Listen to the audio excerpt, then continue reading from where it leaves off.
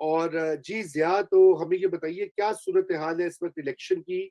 आपने क्या देखा? आपने तो बहुत रिपोर्ट्स लिखी हैं, मैं उनकी उनकी समरी नहीं कर सकता, लेकिन जो आज की सूरत-ए-हाल है और कल सुबह जो होगी, हमें बताइए कि क्या मिफ्ता इस्माइल जीत रहे हैं या हार रहे हैं?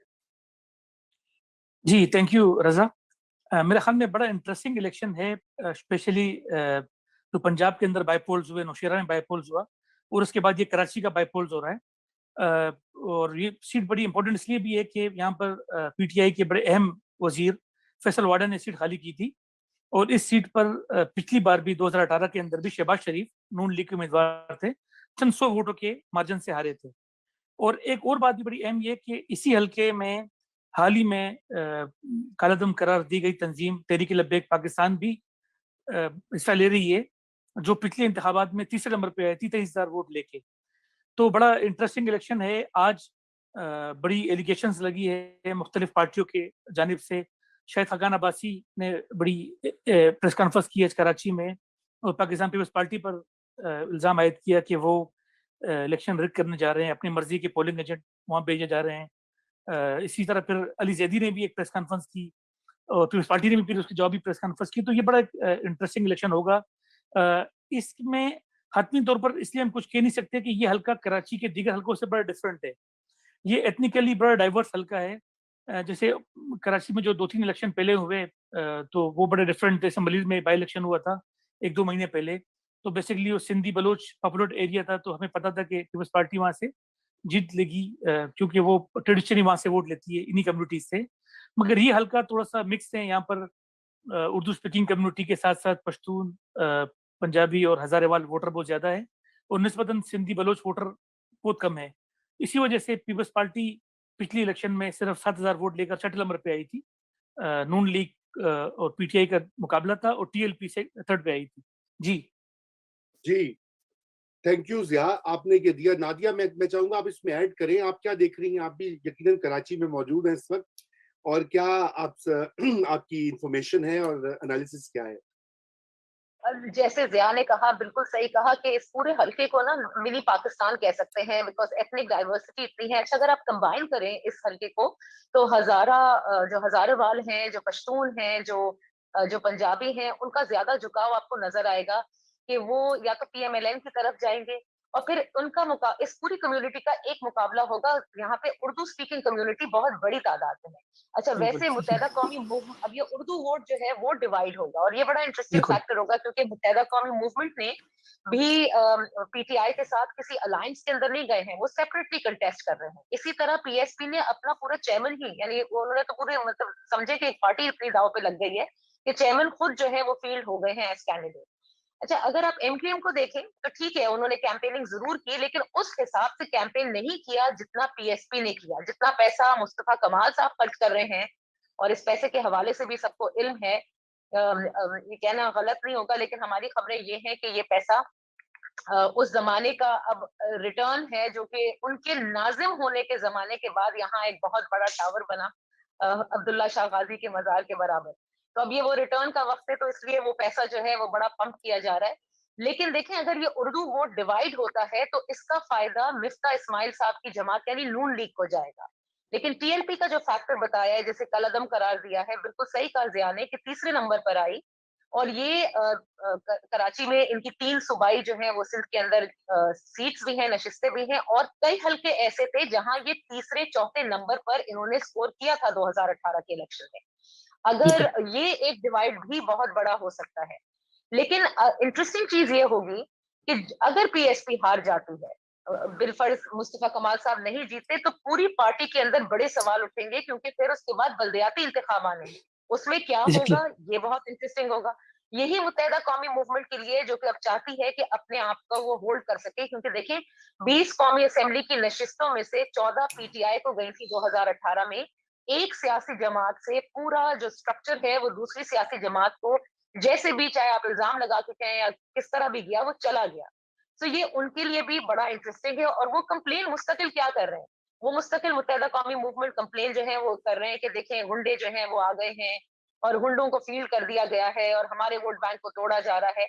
और कई जगह आप इस हल्के में ज़िया ने क्योंकि विजिट भी किया होगा, वो बैनर्स लगे हुए हैं बल्दिया फैक्ट्री के हवाले से जिसमें सवाल उठाए गए हैं और ख्याल ये किया जा रहा है कि ये शरारत जो है वो मुत्तहदा कौमी मूवमेंट की जानिब से की गई है, जिसमें ये सवाल उठाया गया है। मिफ्ता इस्माइल साहब ने जो है वो जाहिर है कि बहुत मतलब अपनी कैंपेनिंग बड़ी वसी पैमाने के ऊपर की, बिल्कुल काफी अरसे से कर रहे हैं और अगर वो जीत जाते हैं, जिसका चांस थोड़ा ज्यादा नजर आ रहा है इस वक्त एज कम्पेयर टू अदर, क्योंकि देखिए पीटीआई का चांस इतना ज्यादा इसलिए भी नहीं लगता कि फैसल वाडा को इन्होंने वोट दिया, पानी का इनका सबसे बड़ा मसला, उसी का मुतालबा, उसी का वादा, एग्जैक्टली और फैसल वाडा साहब पूरे मुल्क के पानी के वजीर बनने के बावजूद कुछ ना कर सके।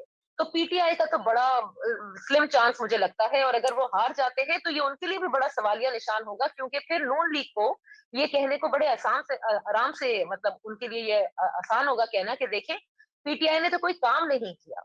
और अगर नून लीग जीत जाती है तो उनके लिए ये कहना बहुत आसान जी होगा कि जो नवाज शरीफ साहब का बयानिया है वोट को इज्जत ये देने का, एग्जैक्टली वो डाउन साउथ तक पूरा आ चुका है। बिल्कुल तो ये बिल्कुल। बड़ा मैं इंटरेस्टिंग इलेक्शन है नादिया, मैं जो कल जिया होगा। और नादिया, मैं एक चीज कहना चाहूंगा कि इससे पहले कि आप बिल्कुल फैसल वाडा की अजीमुशान खिदमात को भूल गई हैं, जब वो कराची कॉन्सुलेट बजाने खुद वहां पर पिस्तौल लेकर पहुंच गए थे, बॉर्डर पर पहुंच गए थे। आप लोग कितने अनग्रेटफुल लोग हैं।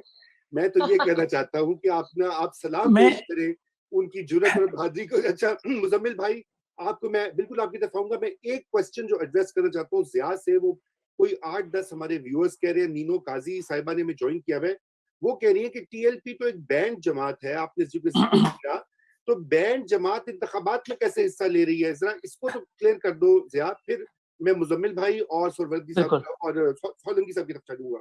जी हाँ, ये बड़ा इम्पोर्टेंट क्वेश्चन है। अब तो बिल्कुल प्रॉपरली नोटिफाई भी हो गया है, लेकिन उसके बावजूद ईसीपी ने उनको दे अलाउड टू वाह। Contest TLP. मेरे ख्याल में अगर ईसीपी नहीं चाह रही थी कि इलेक्शन पोस्टपोन्ड हो, क्योंकि अगर टीएलपी का बंदे को ईसीपी रोकती है तो इट्स मींस कि रीपोलिंग होगी दोबारा इस हल्के में, रिशेड्यूल होता। तो इसीलिए मेरे ख्याल में तीन जमातों ने कहा भी, पीपल्स पार्टी ने, पीटीआई ने और एमक्यूएम ने, कि इलेक्शन पोस्टपोन करें। लेकिन मिफ्ता इस्माइल और मुस्तफा कमाल ने वो किया और इन्होंने ईसीपी से गुजारिश की कि भाई हमारे पैसे लगे, आप इलेक्शन करवाए। तो मेरे ख्याल में ईसीपी ने शायद, एक तो ऊपर से क्लियर डायरेक्शन नहीं होगी ईसीपी के पास कि हम क्या करें टीएलपी का, सेकंड निगोशिएशन भी वो चल रही है टीएलपी के साथ, क्या पता अनबैन हो बैन हो। एक बड़ी इंटरेस्टिंग बात यह है कि टीएलपी के अंदर भी इस बार स्प्लिट आया है बहुत बड़ा। वो ये है कि जो लियारी से जो साहब खड़े थे टीएलपी के कैंडिडेट थे अहमद बिलाल कादरी, जो सुन्नी तहरीक के जो बानी थे सलीम कादरी उनके साहिबजादे थे, जो सेकंड आए थे, और बिलावल भुट्टो जरदारी थर्ड आए थे। उन्होंने ये कहा टीएलपी से कि मुझे इस हल्के से टिकट दे, क्योंकि मेरे वालिद और हम यहीं के हैं बल्दिया टाउन के, तो उनको टीएलपी ने टिकट नहीं दिया, तो वो इंडिपेंडेंटली लड़ रहे हैं और वो भी मेरे ख्याल में टीएलपी का बड़ा वोट काटेंगे। दूसरी बात ये कि इसी क्रैकडाउन के अंदर टीएलपी का जो कराची के अमीर है वो भी टीएलपी से अलहदा हुए, और जो टीएलपी के जो पुराने कैंडिडेट थे 2018 में जिन्होंने 23,000 वोट किए थे, मुफ्ती मुबारक, वो भी टीएलपी छोड़ चुके हैं। तो मुझे नहीं लग रहा कि टीएलपी की वो पोजीशन होगी। एक और से मैं ऐड करूंगा, दो तीन चीजें थी। एक तो ये हल्का जो है, ये रिसेंटली पाकिस्तान पीपल्स पार्टी ने जिला कैमाड़ी बना के, ये उसी कैमाड़ी जिले का हिस्सा है। तो मेरे ख्याल में पीएमएल ये एक्सपेक्ट कर रही थी, क्योंकि हम सेकंड आए थे और पीपल्स पार्टी हमारी हिमायत करेगी, जो पीडीएम का फार्मूला था। लेकिन पीपल्स पार्टी ने हिमायत नहीं की, बावजूद के शायद खाकान अब्बासी ने बिलावल से भी इस्लामाबाद में मुलाकात करके अपील की थी कि अब हमारे हक में विड्रॉ करें। नून लीग को ये एज मिला है कि एएनपी, जेयूआई और जमीयत उलमा पाकिस्तान नूरानी मियां की जमात ने अपने बंदे विड्रॉ किए हैं। पीपल्स पार्टी का चूंकि स्टेक इसलिए कि इन्होंने एक जिला बनाया अपने लिए अपकमिंग लोकल गवर्नमेंट इलेक्शन के लिए, और वो समझ रहे थे कि अगर हम अपना बंदा खड़ा नहीं करेंगे और मतलब, तो इसका मतलब है कि ये जिला चला जाएगा पीएमएलएन के पास। तो हमारी जो इतनी तनकीद हम पे हुई, हमने इतनी मतलब क्रिटिसिज्म बर्दाश्त की नए जिले, इतने बुनियादों पर नए जिले बनाने के लिए एमक्यूएम के अगेंस्ट ना, तो एमक्यूएम की बड़ा अपना एक रिस्क था, और इसीलिए वो बड़ी वो कर रहे हैं। वो चाह रहे कि कम से कम हमारा जो लास्ट टाइम 6 रैंक था वो थोड़ा ऊपर आ जाए, थर्ड आ जाए या सेकंड आ जाए, ताकि फिर हम बार्गेनिंग करेंगे जब अपकमिंग लोकल गवर्नमेंट के अंदर, तो हमारी पोजीशन थोड़ी सी वाजे हो। जी जी, thank you Jiya for your very elaborate. लेकिन ये मसला तो फिर जो है जूं का तू है ना, कि एक तरफ रियासत ने एक पार्टी को बैन कर दिया और उसी रियासत के एक और इदारे ने उनको इलेक्शन में हिस्सा लेने के लिए इजाजत दे दी। ये कमाल है। वैसे ये सिर्फ यही होता है, मुजम्मिल साहब, आप कुछ कहना चाह रहे थे? सॉरी, मैंने आपकी तरफ वो उस वक्त आपको रोक दिया जनाब। कराची के इलेक्शंस पर भी बात हुई मेरी आज शहबाज साहब से। अच्छा। तो उनका मौक़िफ़ ये था कि कराची के लोग जो हैं वो हमारी परफ़ॉर्मेंस की वजह से पीएमएलएन की तरफ अब देखते हैं। जो हमने तरक्याती काम किए पंजाब में, लाहौर में, जिस तरह लाहौर का सॉलिड वेस्ट का मसला हल किया और कराची का कचरा उसका तकाबली जायज़ा होता था, फिर लाहौर की डेवलपमेंट का कराची की डेवलपमेंट से कंपैरेटिव एनालिसिस होता था और उसमें देखा जाता था कि कराची लाहौर से पीछे रहा, लाहौर बेहतर जा रहा है कराची से।